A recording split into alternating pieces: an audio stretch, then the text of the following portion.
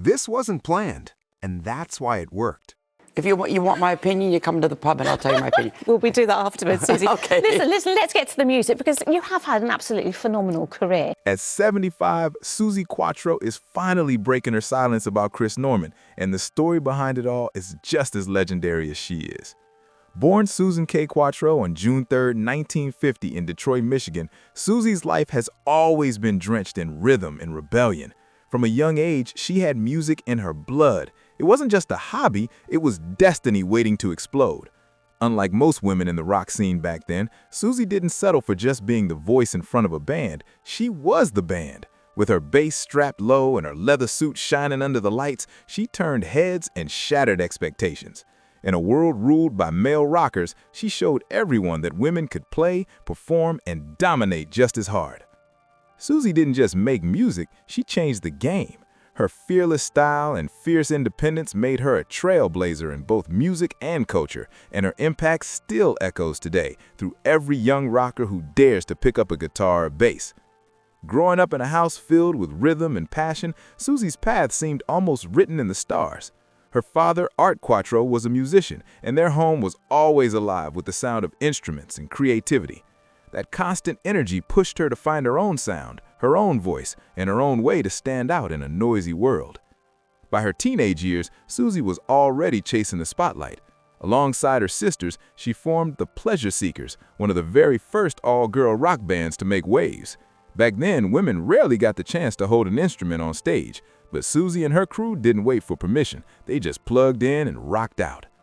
Suzi wasn't just playing bass, she owned it.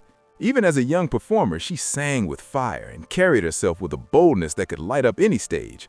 That early confidence planted the seeds of the fearless rock queen the world would soon come to know.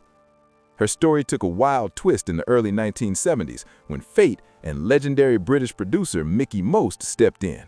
He spotted something electric in Suzi, a spark of originality that screamed star power. Without hesitation, she packed her bags and moved across the ocean to the United Kingdom, a gutsy leap that would completely change her life and career forever. Back home, the US wasn't quite ready to see a woman dominate the hard rock scene, but the UK, they couldn't get enough of her. In 1973, Suzi exploded onto the charts with Can the Can, a high-energy anthem that didn't just make noise, it roared to #1 on the UK charts and sold over 2 million copies worldwide. That track wasn't just a hit, it was a statement. Suzi Quatro had arrived, and she was taking no prisoners. Throughout the rest of the 70s, Suzi kept the momentum rolling. She dropped banger after banger, 48 Crash, Devil Gate Drive, and The Wild One, each track dripping with raw power and attitude. Her raspy vocals, thumping bass lines, and take-no-mess attitude made her an unstoppable force in rock music. She wasn't just another act, she was the definition of cool, and the world was hooked. When Suzi hit the stage in that iconic leather jumpsuit, she wasn't just performing, she was making a statement. Every move, every note screamed strength, confidence, and independence. She shattered the tired image of what women in rock were supposed to be. Suzi refused to fade into the background or be treated like a novelty. She demanded to be taken seriously as a real musician, and she earned that respect with every performance. Her fearless energy cracked open doors that had been shut for decades, paving the way for a whole generation of women ready to rock just as hard. But Suzi wasn't stopping at music. She had way more to show the world. In the mid-1970s, she jumped into acting and brought her same unstoppable vibe to television. She hit American screens as the unforgettable Leather Tuscadero on the hit sitcom Happy Days. That role didn't just make her a household name in the US, it showed everyone that her charm and confidence could shine just as bright offstage as on. She stayed true to her rock and roll roots while winning over a brand new audience. Her crossover success proved she was the full package, not just a singer, but a born entertainer. Suzi Quatro wasn't chasing trends, she was creating them. Her influence goes way beyond her chart-topping hits. She became the spark behind legends like Joan Jett, Chrissie Hynde, Debbie Harry, and the Runaways. Even today, her fearless attitude still echoes through every woman who dares to pick up a guitar and command the stage. So many artists have straight up admitted that Suzi's courage and unstoppable style gave them the confidence to chase their own dreams in a world that told them they didn't belong. Her influence wasn't just about music, it was about freedom. She broke through the barriers that kept women out of rock for so long, and by doing it her way, she gave others the green light to do the same. Suzi's legacy isn't just measured in records sold, it's written in the hearts of every artist she inspired and every stage she helped open up. What's wild is that Suzi never even set out to be a role model. She just did her thing, loud, bold, and fearless, and in doing so, she completely changed the sound and look of rock for generations to come. Even after decades in the spotlight, she's never hit the brakes. She's still out there touring, recording, and giving audiences that same fire that made her a star back in the 70s. When Back to the Drive dropped in 2006, fans went crazy hearing that classic Suzi energy back in full force. And when she came through again with No Control in 2019, it was clear she hadn't lost a single spark.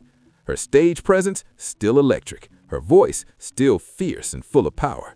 Suzi Quatro has proven time and time again that her love for rock and roll isn't just a career, it's who she is, and she's still living it loud. Instead of slowing down, Suzi turned it up a notch. She found a brand new way to share her passion for rock and roll, this time through the airways. Taking on BBC Radio 2, she brought her unstoppable energy, deep love for music, and decades of wild industry stories straight to listeners across the UK and beyond. Suzi didn't just play songs, she lived them, and that connection made every broadcast feel like a backstage pass to rock history. Her first big radio adventure, Rockin' with Suzi Q, wasn't just another show, it was a celebration. Fans tuned in not only for the legendary tracks she spun, but for the way she told their stories. With her signature charm and endless stash of behind-the-scenes tales, Suzi turned every episode into a trip through time, from gritty backstage chaos to unforgettable moments that shaped generations. She didn't just play music, she made you feel it. And Suzi didn't stop there. Riding high on her success, she launched another show, Wake Up, Little Suzi, where she brought the same high-voltage vibe, but with a fresh, personal twist. Every episode was packed with humor, heart, and raw authenticity, the kind of stuff you can't fake. Fans absolutely loved hearing her voice not just as a rock star, but as a true storyteller who knew the music inside out. By stepping behind the mic, Suzi once again proved she could own any stage, even one without lights or a crowd. She became more than a performer. She became a voice of rock itself, connecting past and present in a way only she could. And right when her career was blazing brighter than ever, in 1976, Suzi made a deeply personal move, marrying her longtime guitarist and musical partner, Len Tucky. It wasn't just love, it was a creative bond that kept the music alive both on and off the stage. Suzi's marriage to Len Tucky wasn't just a love story, it was a powerful partnership born straight from the stage. Len, a gifted guitarist, had been rocking beside her for years, and together they shared more than just killer riffs and sold-out shows. They understood the highs, the chaos, and the grind of living life in the fast lane of the rock world. Their connection went deeper than music. It was built on trust, rhythm, and a shared fire for everything they created together. As their careers soared, they built a life together too, welcoming 2 children into their world. Balancing the madness of touring, recording, and raising a family wasn't easy, but Suzi was never one to back down from a challenge. She managed to juggle motherhood and music with the same fearless energy she brought to every stage. Even when life threw her curveballs, she found a way to keep her family and career steady, a true powerhouse on and off the mic. But fame doesn't always make room for peace, and after 16 years of marriage, the cracks started to show. By 1992, Suzi and Len made the tough decision to call it quits, closing a major chapter of her personal life. Still, what they built together didn't fade away. In 1980, they had bought a stunning manor house near Chelmsford, Essex, a symbol of everything they'd achieved. It became their safe haven, away from the flashing lights and chaos of fame, where they raised their kids and built memories that would last forever. After the split, Suzi stayed in the manor with her children, turning it into her personal sanctuary, a quiet escape where she could still be mom while continuing her global career. It was more than a house, it was her anchor in a world that never stopped spinning. Then, in 1993, love found her again. Suzi married German concert promoter Rainer Haas, a man who truly got her world. With his deep roots in the music industry, Rainer understood the rhythm of her life like few others could. Their bond wasn't just romantic, it was grounded in respect, passion, and the shared pulse of rock and roll itself. By the time Suzi entered this chapter of her life, she was already a living legend, a global rock icon who'd smashed barriers for women in music and rewritten the rules of the game. Having Rainer by her side, someone who truly understood the madness of the music business, brought her a rare kind of stability, the calm behind the curtain of her loud, fast-paced world. Family, as always, stayed at the heart of Suzi's world. In 2006, her daughter and grandchild moved back into the Essex Manor, filling the grand old house with warmth, laughter, and life once again. The halls that had once echoed with the noise of touring plans and studio sessions now rang with giggles, stories, and the beautiful chaos of everyday family life. For Suzi, it was like music of a different kind, one that reminded her what home really meant. But time doesn't stand still. As the years rolled on, her kids eventually flew the nest again, chasing their own paths. By late 2008, Suzi opened up something countless parents experience, that hollow, quiet ache when the house suddenly feels too big and too silent. She called it what it was, empty nest syndrome. To shake things up and start fresh, she even decided to put her beloved Essex Manor up for sale, a bittersweet move that showed just how hard it can be to let go of a place packed with memories. Even with all those changes, Suzi never lost her deep connection to the places that built her story. She splits her time between Essex and Hamburg, keeping one foot in England and the other in her husband's home country, Germany. Hamburg's rich musical roots fit her perfectly. It's a city buzzing with the same creative energy that's always fueled her soul. And no matter where she goes, Detroit, her hometown, still calls to her heart. It's where it all started, where the fire first lit inside her. Today, Suzi Quatro's life stretches across continents, from the UK to Germany to the US, just like her music does. She's not just a rock star, she's a woman whose story bridges generations, cultures, and decades of pure, unapologetic rock and roll spirit. At 75, Suzi Quatro has spent over 5 unstoppable decades in the spotlight, and she's still rocking harder than ever. She carved her name deep into music history as one of the first women to crash through the doors of the male-dominated rock world, leaving a trail of shattered stereotypes behind her. With her signature leather jumpsuits, pounding bass lines, and fierce stage energy, Suzi became the blueprint for every fearless woman who dared to pick up an instrument and take control of the stage. But among all the electrifying moments in her legendary career, one chapter stands out with a special kind of glow: her unforgettable collaboration with Chris Norman from the band Smokey. Fans have whispered for decades about what really happened between the two during and after their 1978 hit duet, Stumblin' In. The chemistry was undeniable, the connection magnetic. And now, Suzi is finally opening up about what that bond truly meant to her, both as an artist and as a person. Chris was without question one of the easiest people I ever worked with, Suzi revealed with a nostalgic smile. There was no ego with him. That honesty hit hard, because in the cutthroat world of rock and roll, egos usually clash like cymbals. In this business, that's rare, especially when two people are thrown together for a duet that neither of them expected to become such a phenomenon. From their very first note together, something just clicked. Suzi described it perfectly. It was almost effortless. Back in the late 70s, Suzi was already a global rock sensation, commanding stages with her signature power and style, while Chris Norman was soaring high with Smokey, a band loved for their smooth mix of soft rock and folk-infused pop.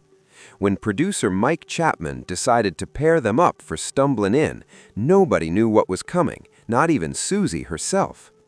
We both thought it would just be another song, maybe a minor hit if we were lucky. But luck had bigger plans.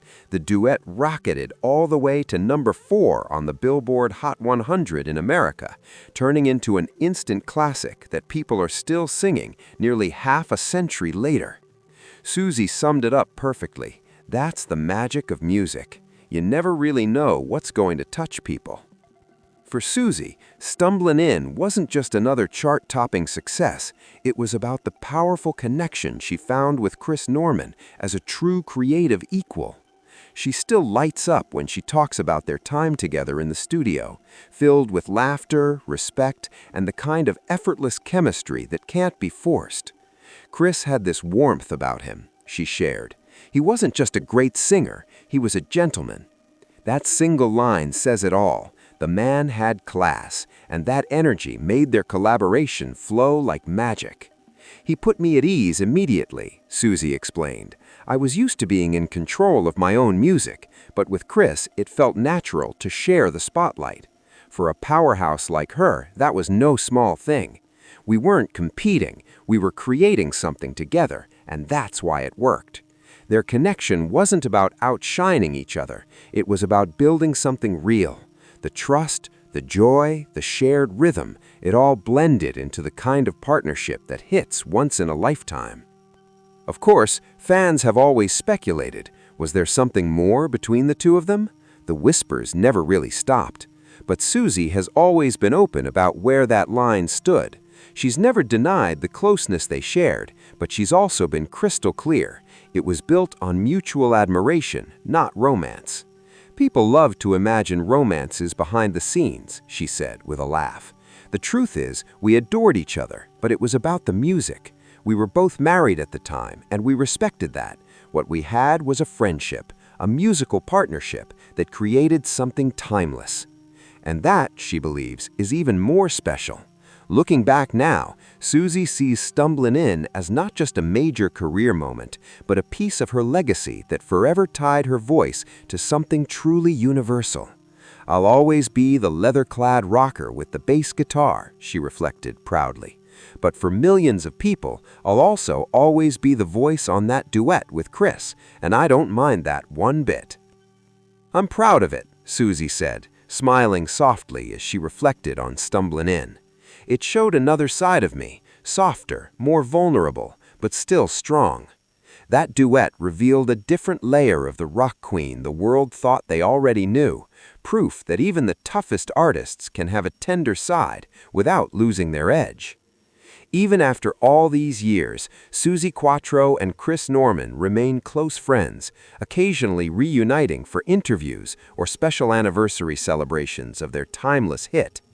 Chris is one of those people you don't forget, she said fondly.